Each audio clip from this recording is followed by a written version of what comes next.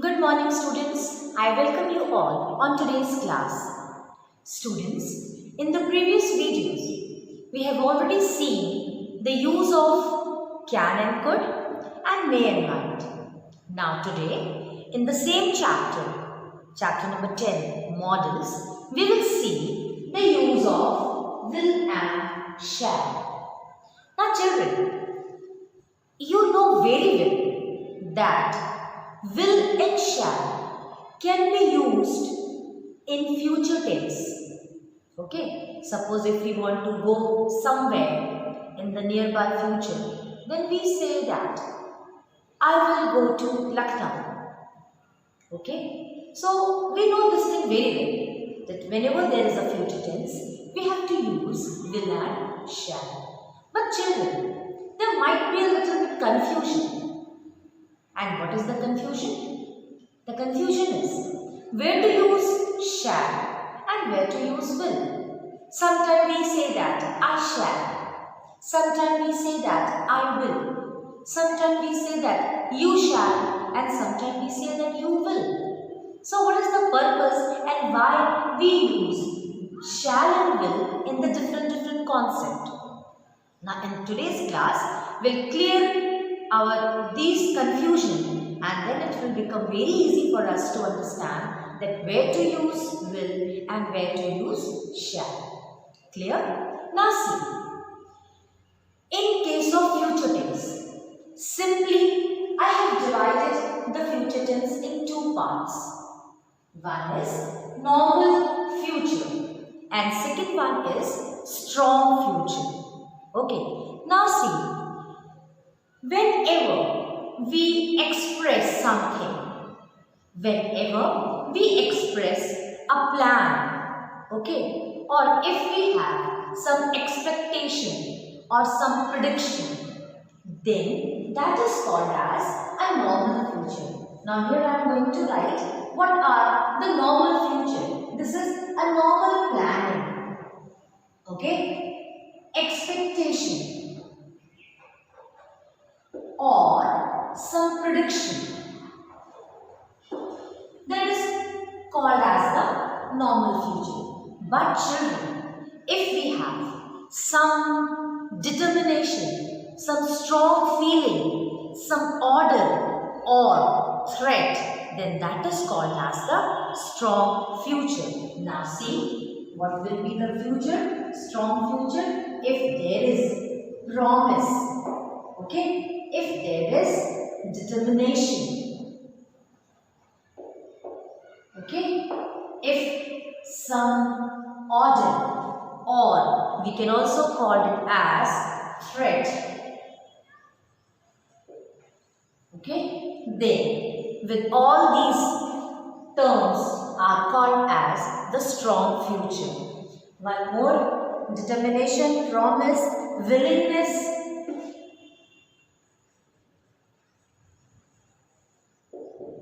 okay. Now see, what is the rule? The rule says that, the grammar rule says that if we are talking about normal future, then along with I and we will always use shall. Understood? So, what is this I and we? I and we is a first person. Now children, you know very well that there are the three kinds of person. First person, whenever something is with us only. Second person, if we are talking to someone. And third person, if we two are talking about some other person. Then they are called as the third person. Now, here, I and we, this is a first person. Where I is a first person, singular case, and we is in a plural sense. Okay. Then, second person will be you, third person maybe he, she, it, they or some plural words. So see, along with the I and we, if the future is just planning, just expectation or just prediction, then what to use? We'll use shall. Okay? And then, you, he, she, it, what we will use? We'll use will. Clear? Now, see some sentences that I have said. The sentence number 1 is, I shall wait for you at the train station. What is the sentence? The sentence is, I shall wait for you at the station. Now children, don't you feel that it is a normal planning? There is no determination, no order, no threat, no willingness, no promise. Simply I have said that, yes, I shall wait for you at the railway station. So it's a normal sense without any emotions, without any feeling. So what other we can write down? In this type of sentences, there is no emotion. Okay, so no feeling. So simply I have said that, and that's why what I have used? Simply I have used, I shall wait for you at the station. Then, one more sentence. We shall not go to the museum. We shall not go to the museum if you don't have time. Okay? So once again children, along with we, what we have used? Simply we have used shall. So this is the meaning of shall. Clear? One more. The match will not take place on October 7th. The match. Okay.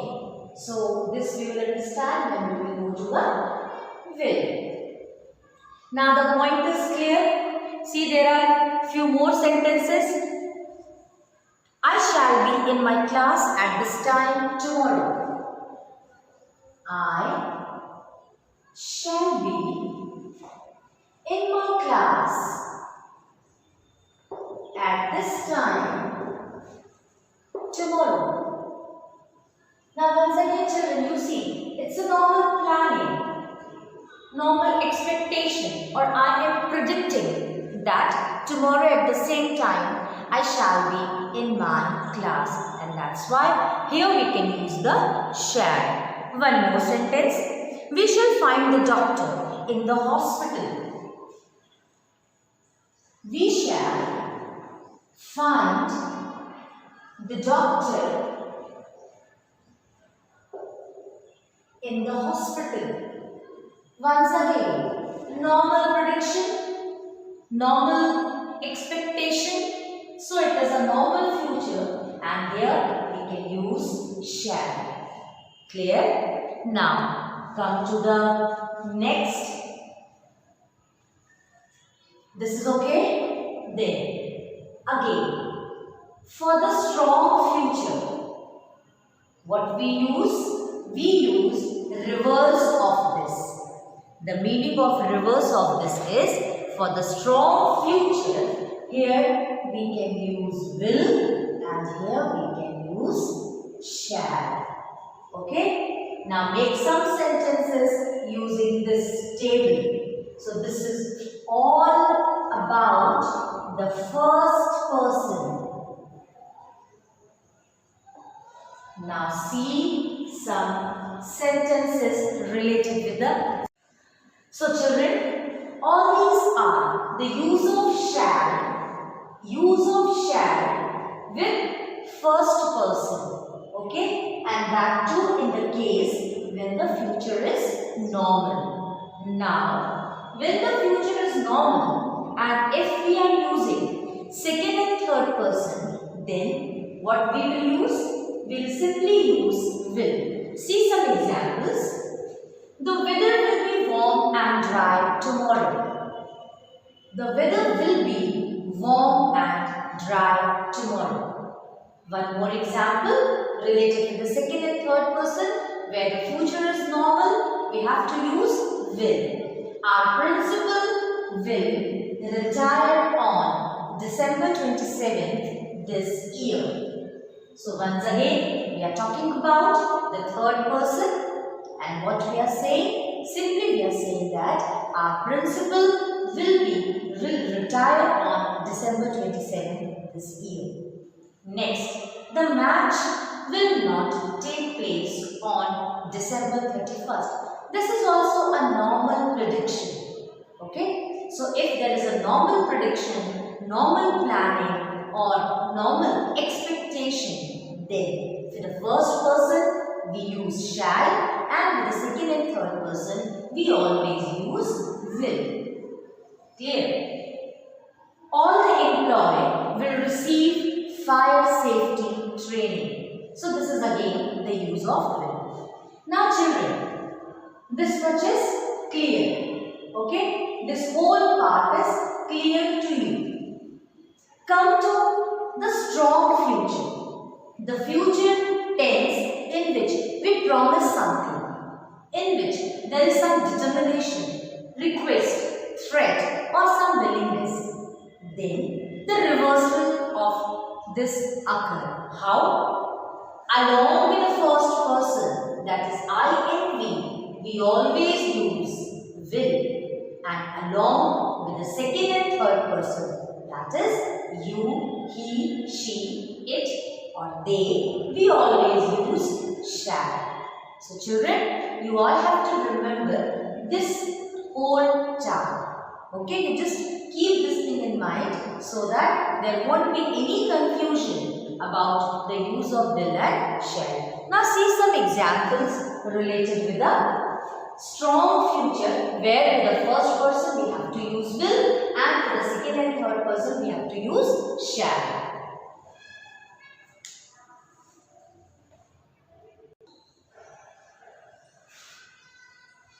Now children, see some examples.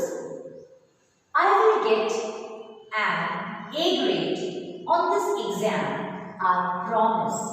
Now children, in the first sentence, we have promised something. And what is the promise? That I will get an A grade on this exam. Now see, here we have used will. Okay? If it was a sentence like, I shall wait for you. Now children, you just differentiate these two sentences. I shall wait for you. Point number 1. I will get an A grade. Sentence number 2. In I shall wait for you, it was a normal sentence without any emotions. Okay? It was a normal planning or normal discussion that I shall wait for you. But in the second sentence, I have made some promise, and that's why the will be changed here. Okay? So, what is the rule? Along with the first person, if there is a strong future, we have to use will. So, what we have used here? We have used I will get an A grade on this exam, I promise. So, if it is a I promise, there is use of will. Sorry. See one more sentence. You shall finish your homework when you go out to play. Again, this is the order. What is this? This is order. Most of the time our parents order us, first you finish your work and then go to play. So this is the same. You shall finish your homework when you go out to play. So now see, if this is an order, then along with you, we are using shall. Okay. See this third point. The wedding shall not take place. Now generally, no one is there to stop the wedding.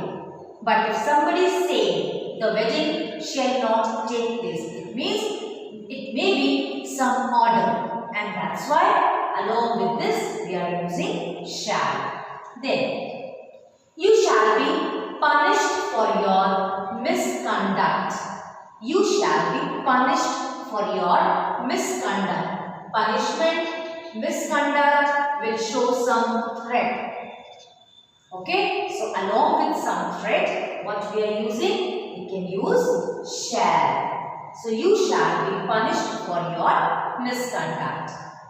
Example number 5. You shall be given a reward. Once again, maybe a promise, maybe a determination. So you shall be given a reward. I will lend you my pen. I will lend you my pen. This shows my willingness. Okay. So if I am willing to give you my pen, so what will I write? I will lend you my pen. So what is this here? There is willingness, and willingness is a strong future. It has some emotion, it has some feeling. So we will use shall. Okay, and along with I we will use will. So I will lend you my pen. Will you have coffee? Will you have coffee? This is a request. So along with request, we can use will. Sentence number 8. We will fight injustice.